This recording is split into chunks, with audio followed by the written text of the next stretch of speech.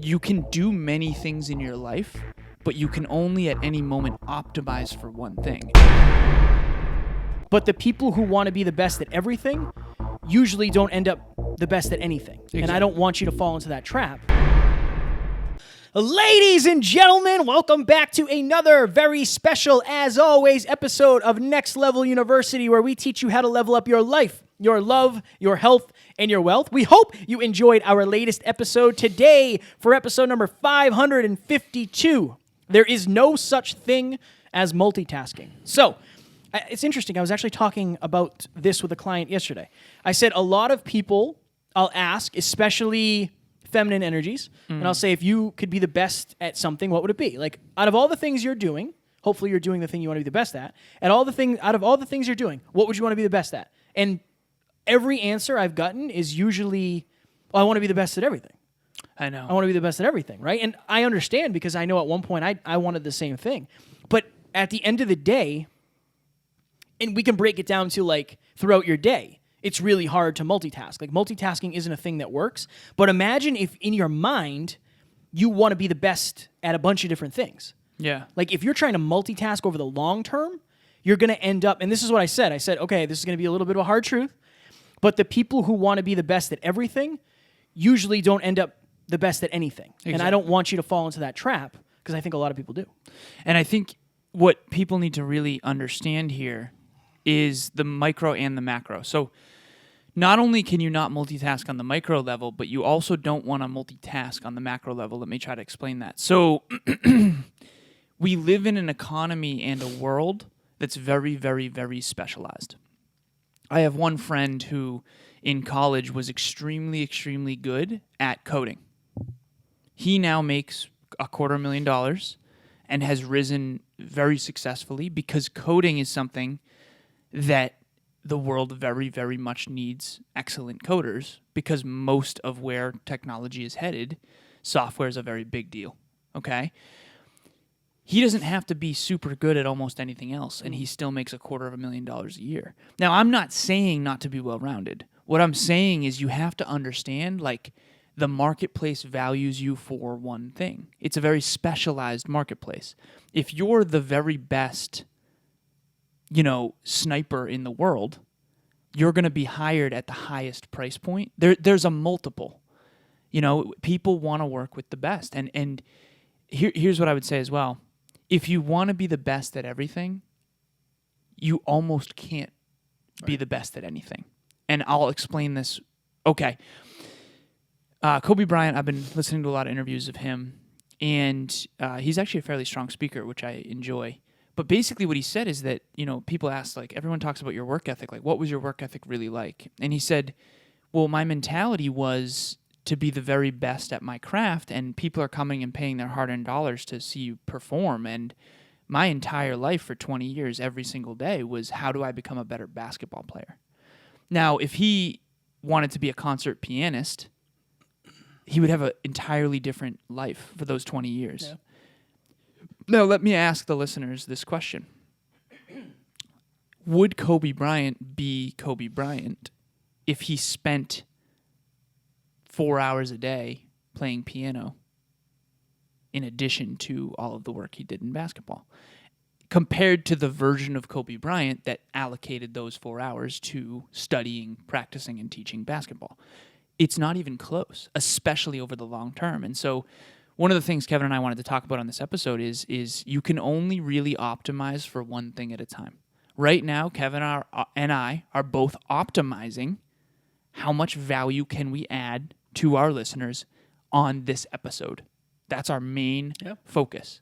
Everything we do and don't do, say and don't say, think and don't think, believe and don't believe is predicated on that is what we're optimized for. Now, as soon as we get off this podcast, we're going to optimize for something else. So you can only optimize for one thing at a time, but it's macro and micro. Yeah, and I think a lot of people, I don't know, I think on the micro, it's probably more of a problem for people, because I don't necessarily know that, like we were talking today, like how many people really want to be the best in the world at something? Like the percentage is probably pretty small. Right. But everybody wants to, or everybody has more than one thing to do a day. Oh, yeah. So I know a lot of people multitask. I'm guilty of it too. Like I'll be doing something and my phone will go off and I'll check my phone. And I know I shouldn't do that. I know I shouldn't do that. But I do believe that if you, I got a frog in my throat, a froggy. If you want to be the best version of you at something, let's just put it that way. Right. Not even if you want to be the best in the world. If you want to be the best version of you at something, then you have to make that your one thing. Yeah. What will come with that one thing is you'll gain knowledge and you'll gain other strengths, right? Like when, coming from the podcast, you and I have the ability to speak on camera now. That's not always necessarily podcasting. It's crossed over to other things. Right. Right? So if you get really good at your one thing, then you will have other opportunities presented to you that are attached in some way, shape, or form to that one thing. So I think a lot of people say, like, what I'll hear a lot is, I love different experiences. I don't want to tie myself into one thing. But if you understood that if you were successful at this one thing, you'd be able to do all these other experiences eventually, then you might go about it a little bit different. And I also understand that too. Like, it makes sense. I used to be of the same way. I wanted to do a lot of different things. Right. I didn't really want to do one thing. Why? I don't know. Part of me I don't think was super passionate about one thing. It's hard to go all in on one thing if you're not passionate about it. I think that's another thing that has to be talked about anytime you're talking about something like this, especially on the macro. Do you actually enjoy what you're doing? Because if you don't enjoy what you're doing, then you're going to be trying to multitask. Yeah. You're going to be trying to do, mix your ambition with your pleasure. I was on the phone with two of our clients, mutual clients, Kevin and I, Amy and Charisse. They wouldn't mind me saying that. And I remember telling them this. And basically what we did is at the beginning of the call, and she wouldn't mind me mentioning this, Amy basically said, and just for everyone listening, this is different. This is not the Amy that you're used to us talking about. This is a different Amy, client Amy. And she basically said, I asked how you were, and she said, I'm wearing all these different hats. I'm a wife, and I'm a mother, and I'm a daughter, and I'm a sister, and I'm a podcaster, and I'm an entrepreneur, and I'm all these different things, and I'm having trouble balancing it all. And I taught her the what I believe is the truth of, like, you can do many things in your life, but you can only at any moment optimize for one thing. And so you have to get very, very clear on what is the priority, and both on the micro and the macro. And I remember, and I'll use Emilia as an example for this, which I remember when I first asked Emilia her favorite color, and she said, I want to say the rainbow. I love all the colors. That if you're out there listening, and I mentioned this to Amy on the call, she resonated with that. She's like, that's how I feel all the time. This is what I've noticed with many of my clients. So there's masculine and there's feminine. Masculine is really, really good at focus on one thing at a time. They struggle. The masculine energy struggles to multitask. The feminine energy wants to do a lot of different stuff and loves variety. If you were entirely feminine, you would only ever expand and never really ignite the compound effect of any one thing. But if you're entirely masculine energy, you would only do one thing and you wouldn't learn and grow and expand and look at new cultures. You wouldn't travel. You know what I mean? So you have to expand, refocus. It's yin and yang. So I don't want anyone out there to think that Kevin and I think that the masculine refocus way is the way. Here's what I would tell you. Which one are you naturally better at? So for Kevin and I can tell you from experience that we're naturally pretty good at doing the same thing over and over and over and over and over and over again. So we probably would benefit from trying new stuff and doing new things and traveling more and that kind of stuff. But most people, I believe, are naturally more feminine, and they tend to be more variety driven. So that's not what you optimize for. That's not what you work on. Amy and Charisse, and shout out to them, they know that they're naturally more feminine, so they need to work on focusing. Whereas with me, I'm going away this weekend with Emilia. That's not something I would naturally do, but I do think it will be expansive for me. So, but I think that everyone's righty and lefty. I think you have to figure out which one you are and then work on the other one. And I think it's important to be aware of the situation too, because, okay, so we're talking macro for your life, 10, 15, 20, 30, 40, 50 years down the road. We're also talking micro in your day-to-day, but we could even talk micro on the situation of, like, when you and I are in the studio, where if we're talking about results, then a lot of times feelings come second, right? The main focus is like, how do we grow? How do we do that? I think it's also super important to understand that it's going to be very hard for you to do, okay, you can't judge somebody and feel empathy for them at the same time. Right. Like that's not the way it works. You can only do one thing at a time. So I think it's very important to consciously choose.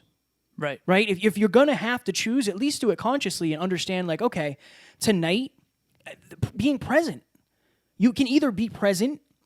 For me, it's either I'm present with Taryn or I'm working. Same. It's very hard to integrate. It is. And I think I've balanced it pretty well just because I've worked from home for the first time with somebody around. Right. You know, and that's been fine. And I think I'm really good at turning it on and off. But it's not easy. It's something I've practiced. And it's also something I want to get good at. Because I want her to be able to come into the office when we have our own, you know, our big house and sit on my lap in the morning. Like, I love that. So I enjoy it. Right. But I do think it's like, what I think a lot of people, and we'll go after this, what I think a lot of people would do is they would immediately take their intention off of their work, put it on that person, and it would be hard for them to take their intention off that person and put it back to work. That's very hard for me. Right. Genuinely. I think that's actually a better way to reframe all of this. You can only optimize one intention at a time. If you walk into a party and your intention is to meet John Smith to network with him, right, versus I'm going to have as much fun as possible tonight. See, those are two separate intentions. It's going to change the entire experience. So we have a formula we use from David Meltzer. He talks about set an intention, pay attention, and then what a coincidence. The results you want will show up. I think a lot of people have trouble with this multitasking thing because they aren't clear on their intention in advance. Before my coaching calls, and then we'll go after this, I literally, I was on the, shout out to Kevin Caldwell, I was on the phone with him yesterday. Before the call, I sat there and I said, Alan, what's your intention? My intention on this call is to help Kevin become as successful as he possibly can. To help him as much as I possibly can become more successful. Now, if that's my intention, what if my intention was make sure you don't hurt his feelings? See, changes the entire experience and the entire approach. What if I have to say something that might hurt his feelings? Right. Am I optimizing for what will make him successful, or am I optimizing? Now, making sure I don't hurt his feelings might be part of helping him be successful, but I think that this is the thing, and going back to hyperconscious, shout out, throwback, you have to be, I think a lot of people's intention subconsciously is to enjoy themselves. And I think that is holding them back from maximizing their potential without them knowing it. And a lot of what they could do is, my intention in this room is to grow as much as possible. If that was your intention, or to learn as much as possible, it's going to change the whole game. And then you'll end up enjoying yourself. Well, I think and we talked about, I don't remember what episode it was. We talked about the 80-20. Right. I don't remember, I don't remember when it was. But think of it this way. If you were consistent in your intention for growth and contribution and mastery for 80% of the time, right, the other 20% of the time you could be present on enjoying the moment. Yeah. That could be your intention, right? So it's interesting. It's an interesting thing. Yeah. Go ahead. One last thing I want to say. Quickly. I think happiness and pleasure and enjoyment and fulfillment are a byproduct. I don't think they should be the goal. It's interesting. Someone who optimizes for enjoyment doesn't get enjoyment long term. Yeah. Because you and I are enjoying this right now, but that wasn't the goal. Right. We didn't come in here like trying to, we're trying to add as much value to our listeners as humanly possible, and we're trying to grow and contribute at the highest possible level. Enjoyment is a byproduct. That's just something I want to bring. Interesting. I dig it. Ladies and gentlemen, if you are enjoying your podcast and you want to grow it, scale it, monetize it, all that happy jazz in 2021, reach out to me. I would be happy to help you. I'm doing free calls with new podcasters or experienced ones. You can reach out to me directly. Also, Alan is doing so he has next level business solutions now. We have 2 parts, podcast and business. If you're looking to grow your business, if you're looking to grow your business, make more money and have more fun. Alan Lazarus. Strong word. The one and only. I think that's Dave's thing, but we're going to borrow it. Yeah, we're going to borrow it. Also, so Kevin and I are doing a new initiative. Not only are we doing free 30-minute calls with our listeners to help them get clear on their goals and dreams and optimize, basically, find their one thing, whatever that is, or their many things, but also we're doing speeches. So we're doing a new speaking initiative in 2021 where basically we will speak to your middle school, high school, college, company, organization, nonprofit. What we do is we send a customized questionnaire to the potential audience. We get feedback on what they're going through, what are their goals, dreams, what are their challenges, fears, desires.